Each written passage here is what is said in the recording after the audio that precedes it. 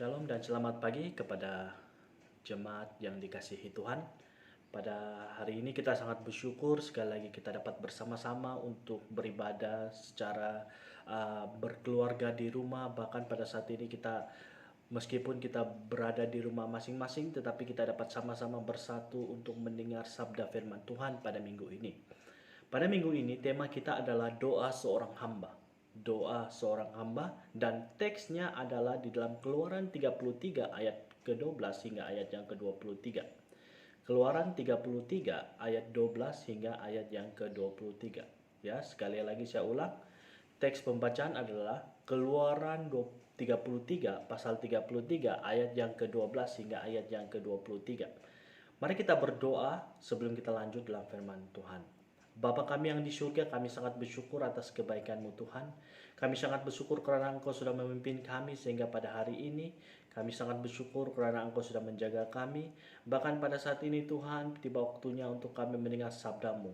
Kami berdoa biarlah Roh Kudus-Mu yang memimpin kami, agar kami dapat memahami sabda-Mu dan kami dapat mengerti sabda-Mu sehingga kami dapat melakukannya dalam kehidupan sehari-hari kami.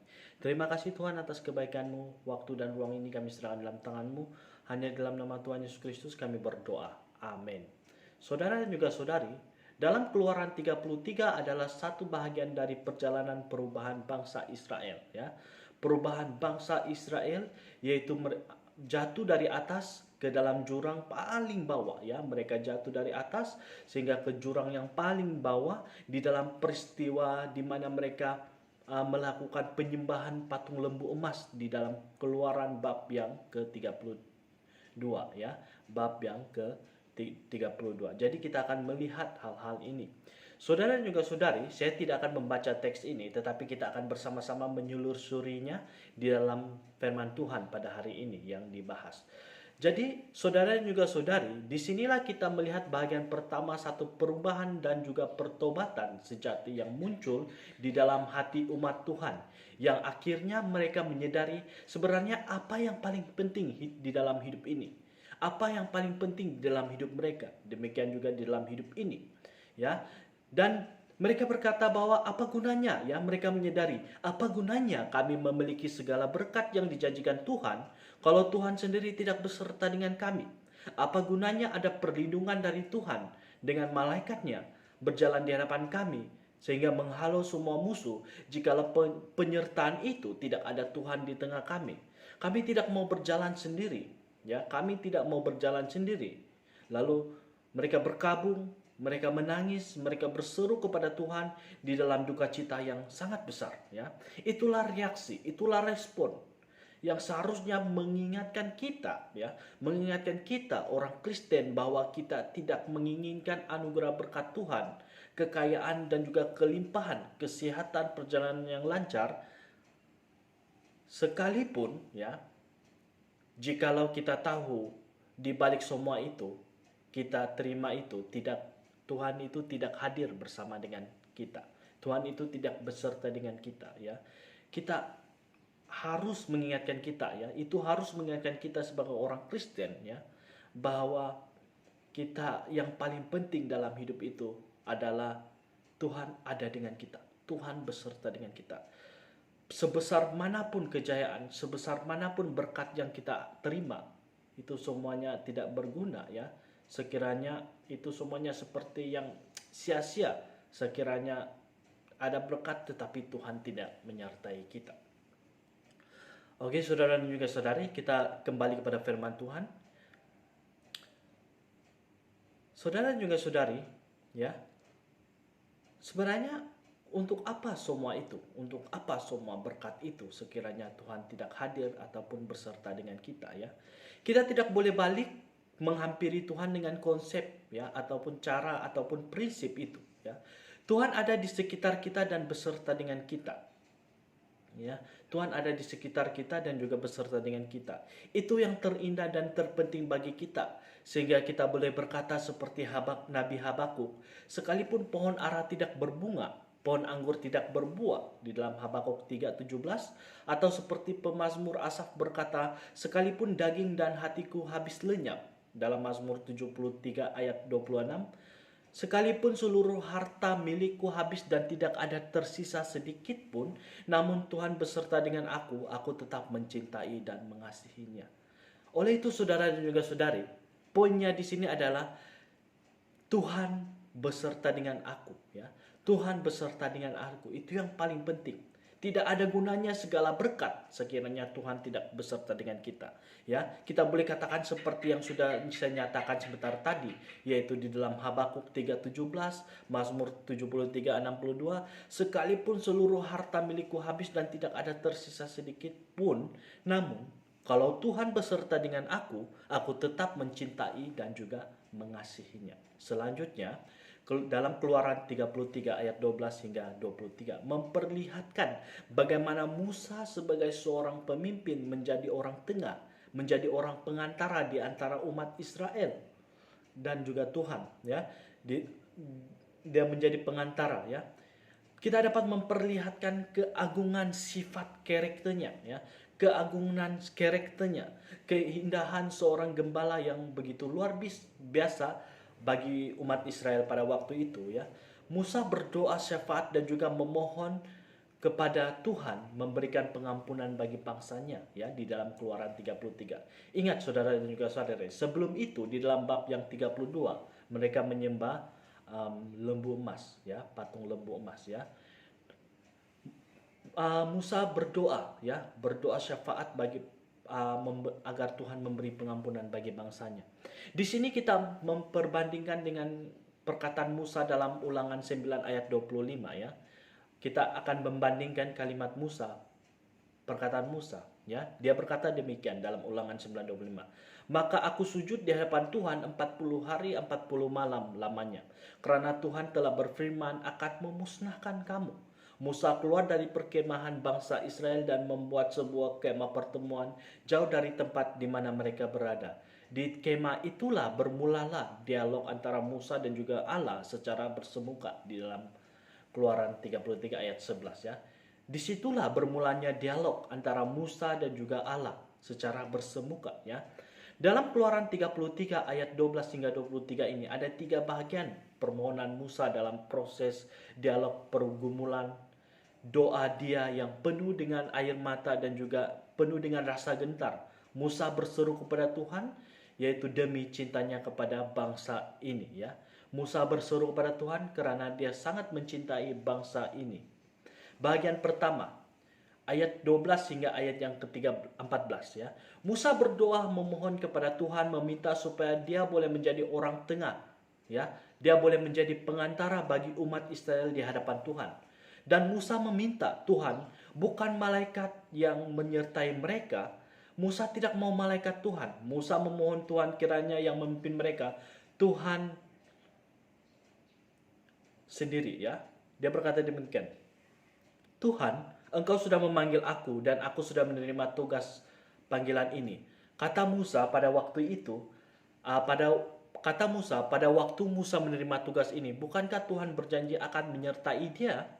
Bangsa Israel sudah berdosa, ya, di dalam bab yang ke-23 seperti saya katakan, yaitu mereka menyembah patung emas.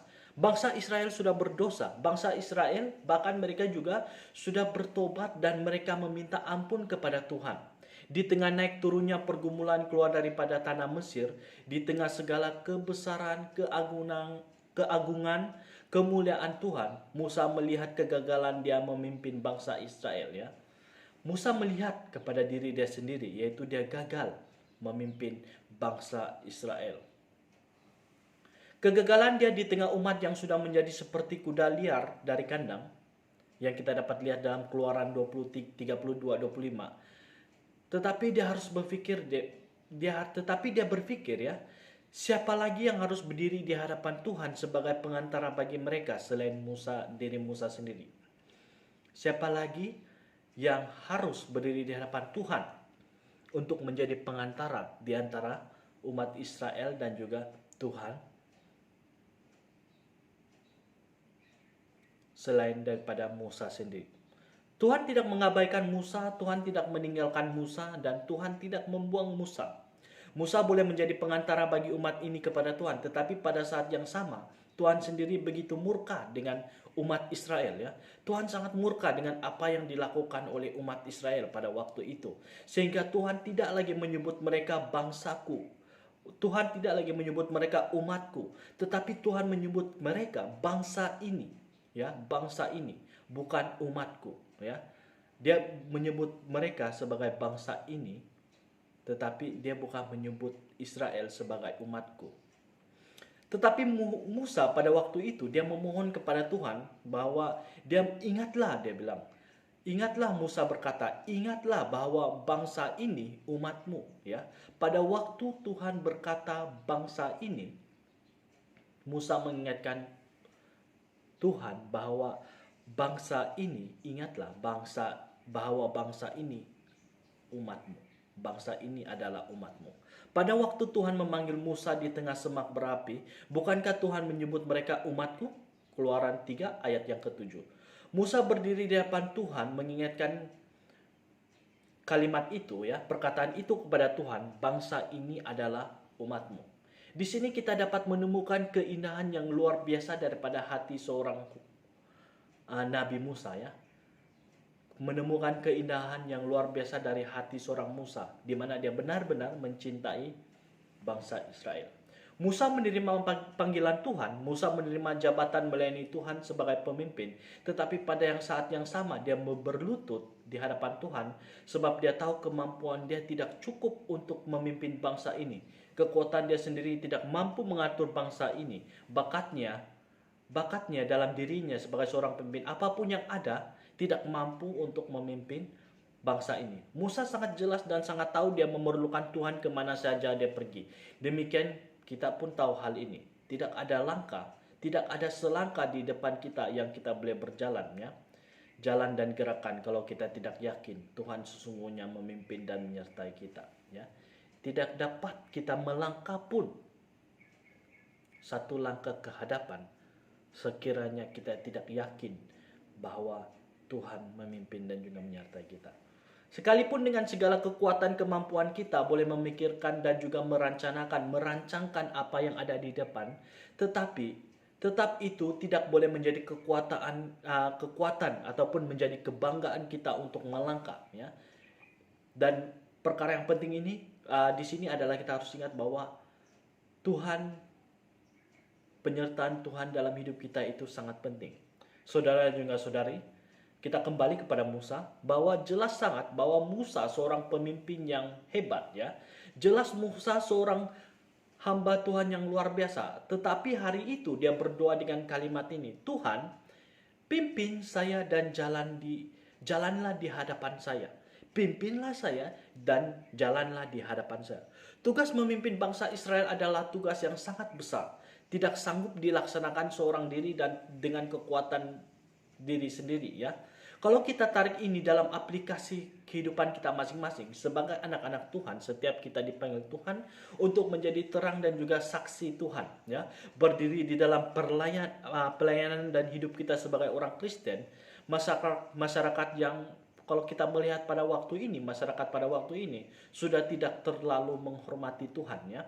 Karena itu kita dapat melihat wujudlah kumpulan-kumpulan etis, wujudlah kumpulan-kumpulan yang tidak mengenal jantina mereka dan sebagainya, ya.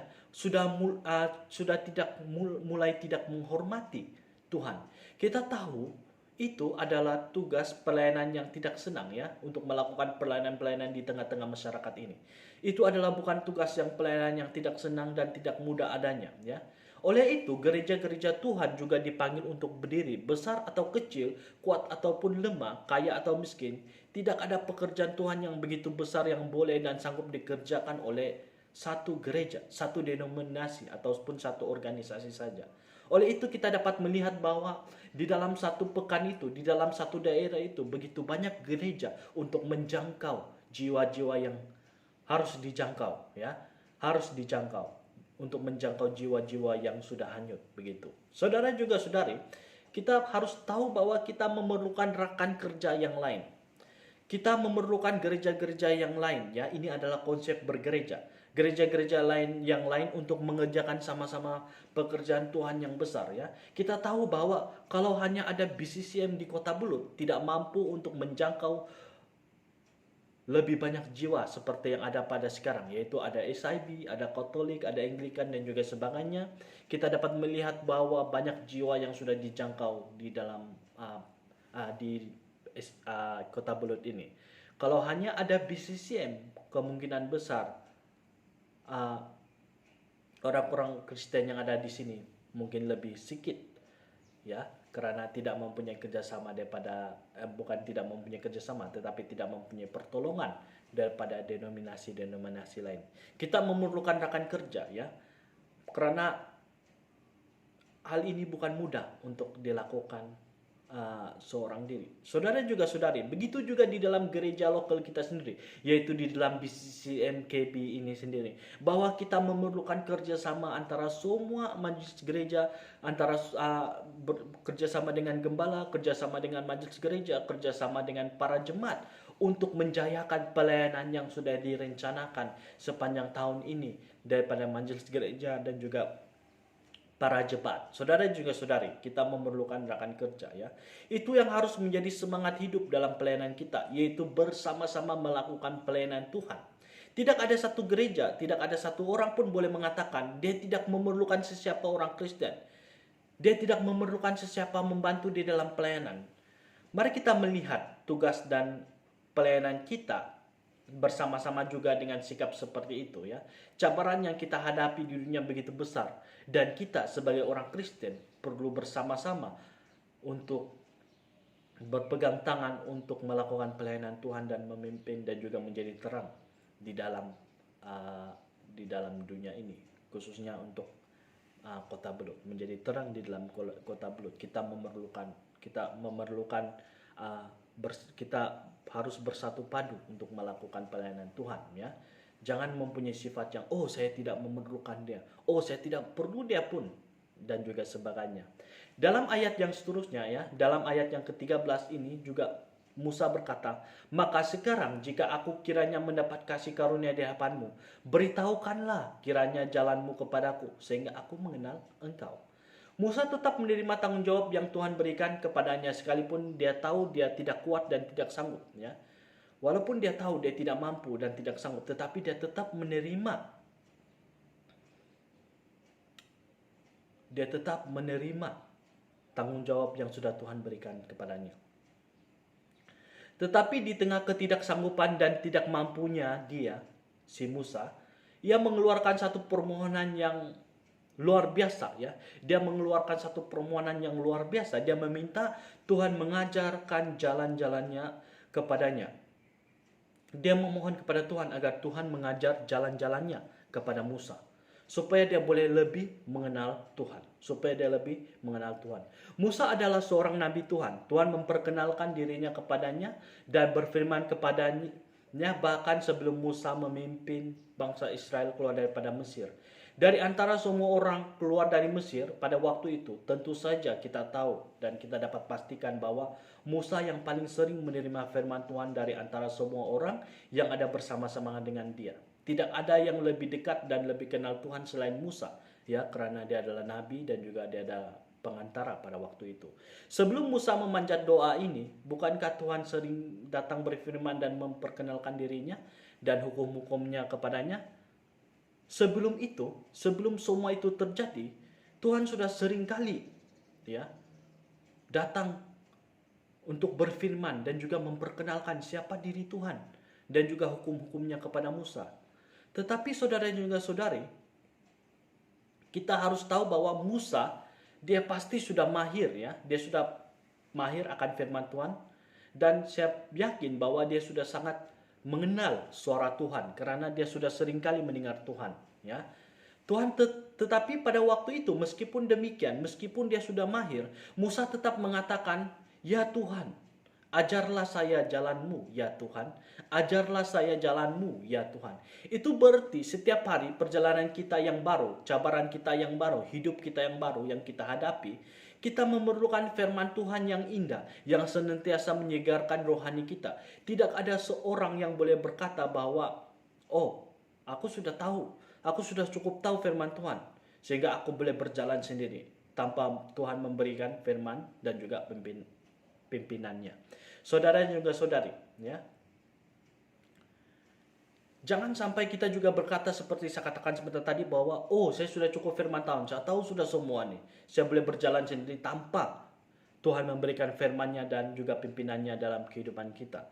Oleh itu saudara dan juga saudari, apapun yang kita hadapi, cabaran apapun yang kita hadapi, kehidupan apapun yang kita hadapi yang baru, kita harus selalu mengingat bahwa seperti apa yang dikatakan Musa bahwa ajar saya Tuhan, ajar saya jalanmu ya Tuhan.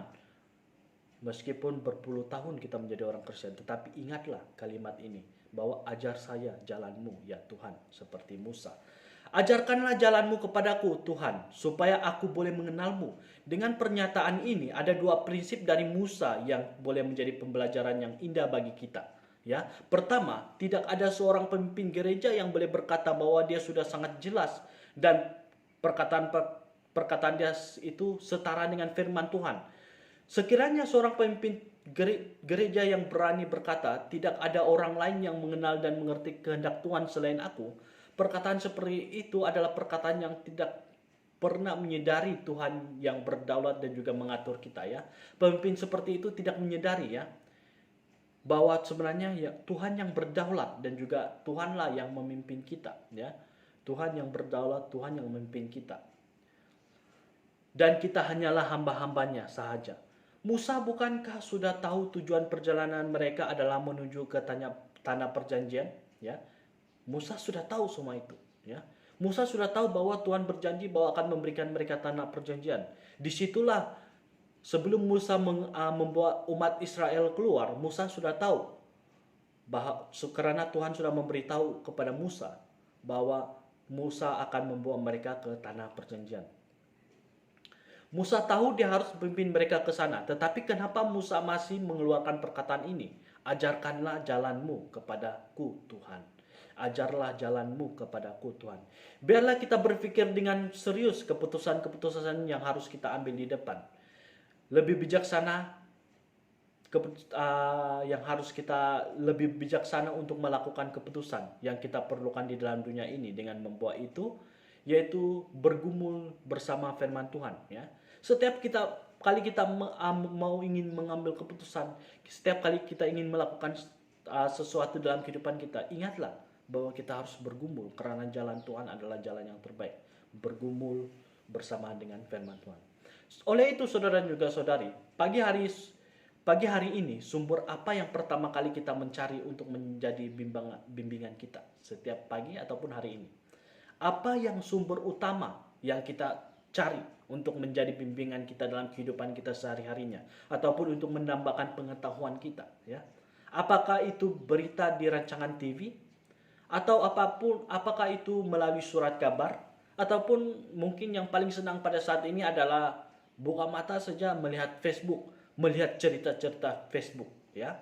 Apa yang membuat engkau dan juga saya memikirkan apa yang harus kita ambil dan juga putuskan hari ini ya. Sebagai anak-anak Tuhan, kita tidak boleh mengabaikan firman Tuhan ya, yang harus kita baca dan juga renungkan setiap hari. Marilah kita mulakan pagi kita dengan bukan TV, bukan dengan surat kabar, bukan dengan Facebook, tetapi dengan firman Tuhan ya, yang harus kita baca dan juga renungan setiap hari dan akan menjadi bimbingan untuk sepanjang kehidupan kita. Kedua, pada waktu Musa berkata, Tuhan beritahukanlah kiranya jalanmu kepadaku, sehingga aku mengenal engkau. Ini adalah suatu semangat yang boleh diajar dari seorang nabi. Ya, seorang yang makin mengenal Tuhan dan mengenal firman-Nya dengan dalam akan melahirkan jiwa yang seperti ini.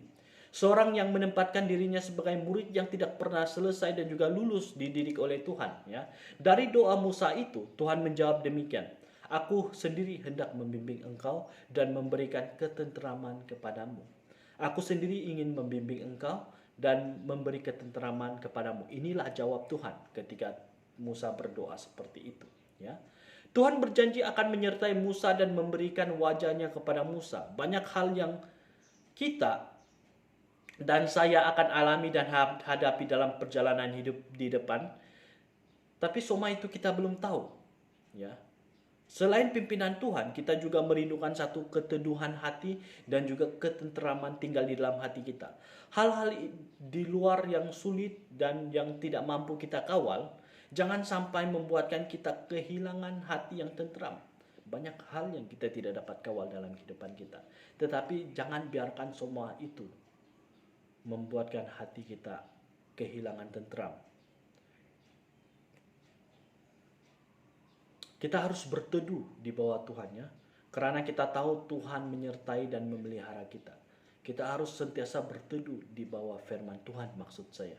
Karena kita tahu Tuhan yang menyertai dan juga memelihara kita.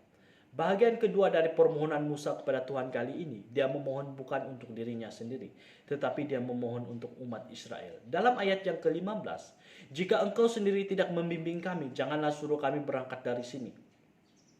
Jika engkau sendiri tidak membimbing kami, janganlah suruh kami berangkat dari sini.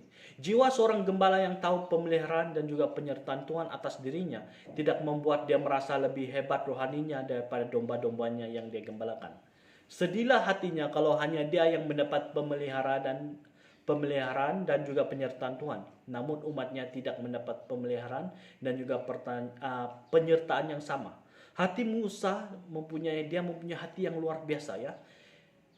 Dia mempunyai hati yang luar biasa. Dia tidak mau menjadi seorang pemimpin yang eksklusif ya. Dia tidak ingin menjadi seorang pemimpin yang eksklusif yang hanya merasa diri paling rohani daripada yang lain ya. Dia tidak ingin seperti itu. Dia yang paling rohani, dia tidak mau seperti itu. Dia tidak mau mengklaim hanya dengan dia Tuhan firman dan tidak ada firman dengan Tuhan lain. Tuhan hanya berfirman dengan dia dan Tuhan tidak akan berfirman dengan orang lain. Dia tidak mau mengklaim seperti itu.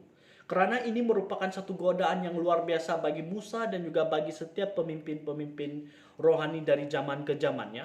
Kita akan dapat melihat bahwa oh Tuhan berfirman kepadaku. Oh Tuhan berfirman kepadaku. Tetapi banyak pemimpin yang hanya berpikir seperti Tuhan hanya berfirman kepada dirinya tetapi bukan kepada jemaat. Tidak seperti itu. Ya, Musa tidak ingin seperti itu. Tuhan berjanji kepada Musa tetapi Musa tidak mau, ya.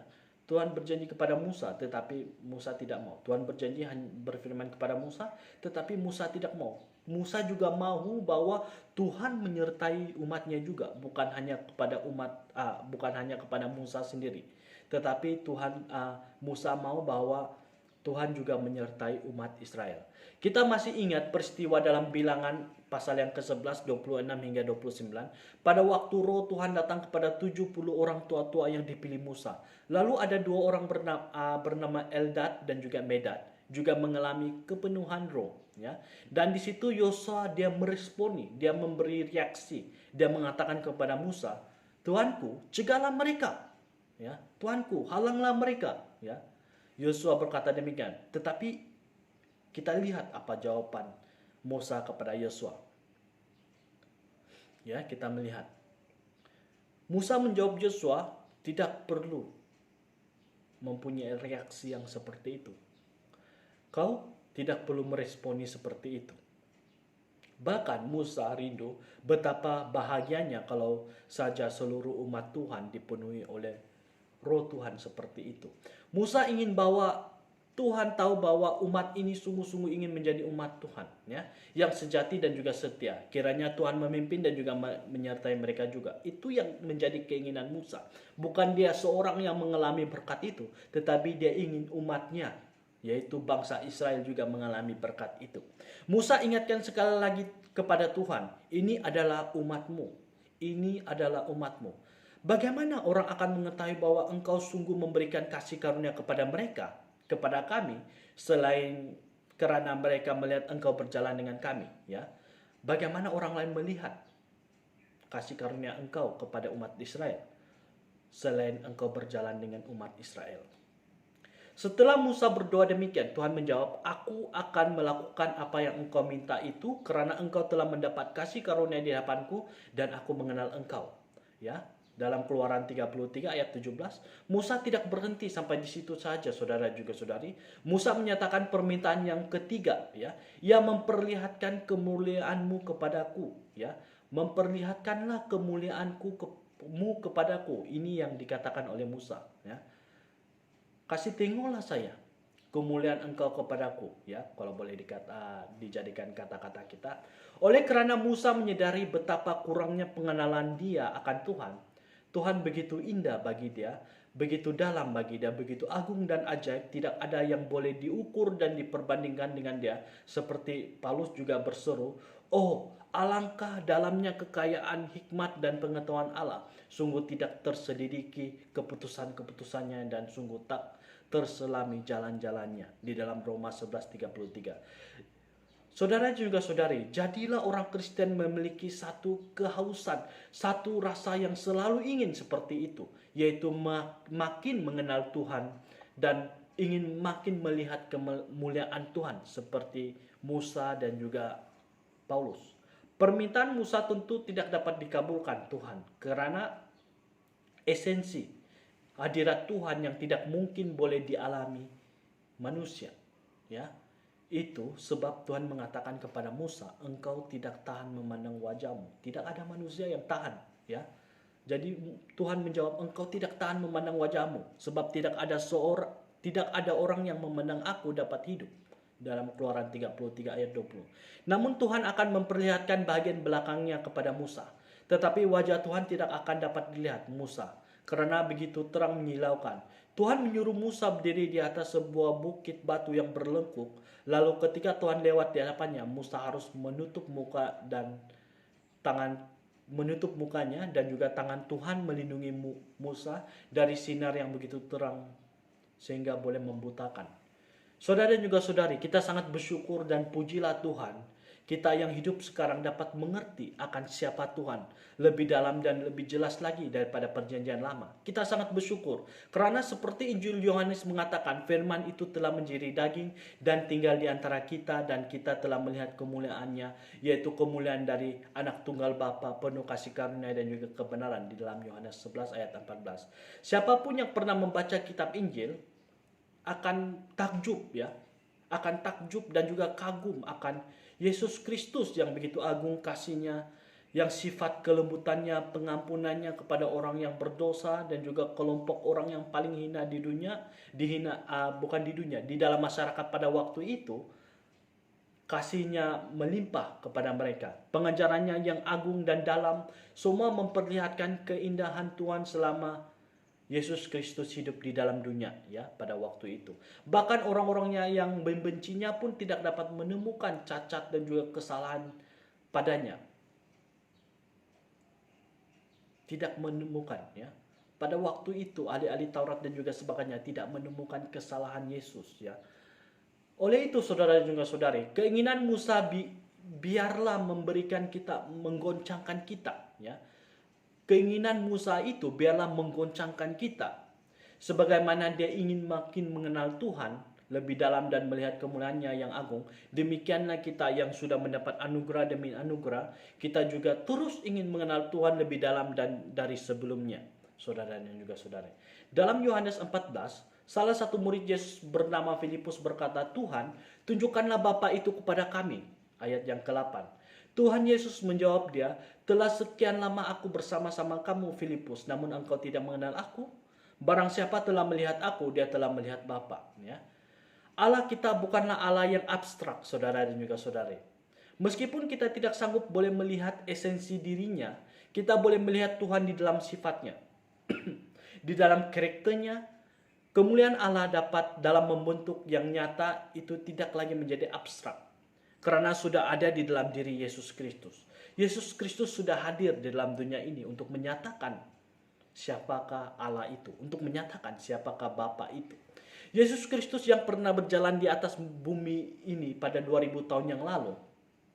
Kita tidak boleh mengabaikan Injil yang kita baca, dan pada waktu membacanya bukan sekadar membaca kisah dan juga cerita, tetapi terus merefleksi Tuhan Yesus sebagai cermin kita ingin lebih serupa dengan Dia. Dalam Filipus 3 ayat yang 10, Paulus berkata, "Yang ku kehendaki ialah mengenal Dia dan kuasa kebangkitannya dan persekutuan di dalam penderitaannya, di mana aku menjadi serupa dengan Dia di dalam kematiannya." Mengapa cambuk, ya? Mengapa penolakan, mengapa hinaan tidak mengecewakan Rasul Paulus? Karena saya percaya, saudara dan juga saudari, pada waktu dia menerima semua itu, dia merenungkan dan juga merefleksi Tuhan. Sudahkah penderitaan dan juga penghinaan ini aku terima setara dengan yang sudah diterima oleh Kristus? Sudahkah penderitaan dan juga hinaan ini di mana aku berbahagia berbahagia dengan penderitaan Kristus, semakin kita ikut Dia, semakin kita mengenal Dia. Kita akan berkata seperti Paulus, saudara dan juga saudari. Tuhan, semakin lama aku ikut Engkau, bukan saja aku bersyukur untuk setiap berkat yang aku terima, namun dalam perjalanan hidupku, aku tidak akan pernah lepaskan apabila aku tahu itu adalah bahagian daripada persekutuanku dengan Kristus. Saudara dan juga saudari, akhir kata, mari kita memiliki kesungguhan rohani yang tidak dapat dihentikan, karena mengenal Tuhan kita jauh lebih dalam daripada apa yang sanggup kita kenal. Kita ingin lebih dan lebih lagi untuk mengenal Tuhan dan kita ingin lebih lagi mencintainya. Paulus sudah melayani begitu lama, tetapi sampai di dalam penjara dia menulis surat Filipi. Dia mengeluarkan perkataan yang agung ini ya, perkataan yang luar biasa. Yang ku kehendaki ialah mengenal Dia dan kuasa kebangkitannya, di mana aku menjadi serupa di dalam penderitaannya sehingga Dia boleh lebih mencintai Tuhan. Biar hari ini hati kita digerakkan untuk ingin lebih mengenal Tuhan, saudara dan juga saudari. Untuk lebih memahami kasih Tuhan.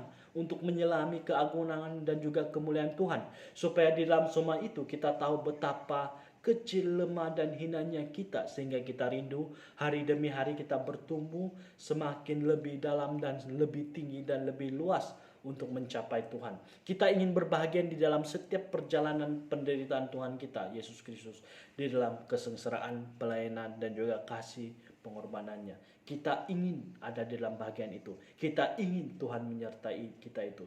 Seperti saya katakan sebentar tadi di awal tadi, apa gunanya segala berkat yang kita terima sekiranya penyertaan Tuhan tidak ada bersama dengan kita?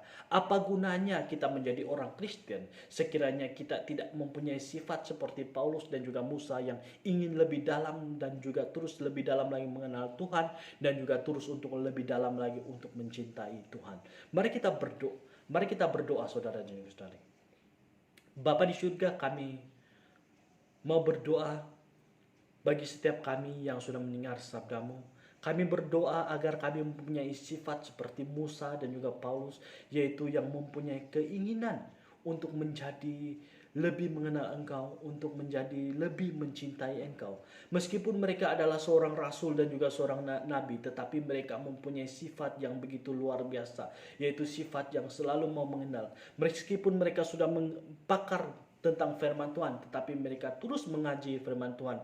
Mereka terus merefleksikan firman Tuhan dalam diri mereka, karena mereka ingin menyatakan bahwa mereka ingin terus mengenal Engkau lebih dalam dan terus lebih dalam lagi, dan mereka ingin terus mencintai Engkau. Biarlah semua ini Tuhan kami dapat memakai dalam kehidupan sehari-hari kami. Terima kasih, biarlah semua ini Engkau yang terus membimbing kami, biarlah Roh Kudus-Mu yang terus memimpin dalam kehidupan sehari-hari kami, sehingga kami dapat menyatakan firman Tuhan dalam sifat kehidupan sehari-hari kami. Dalam nama Tuhan Yesus Kristus kami berdoa dan mengucap syukur atas firman Tuhan ini. Dalam nama Yesus kami berdoa, amin. Terima kasih, Tuhan berkati kita semua. Selamat hari Minggu.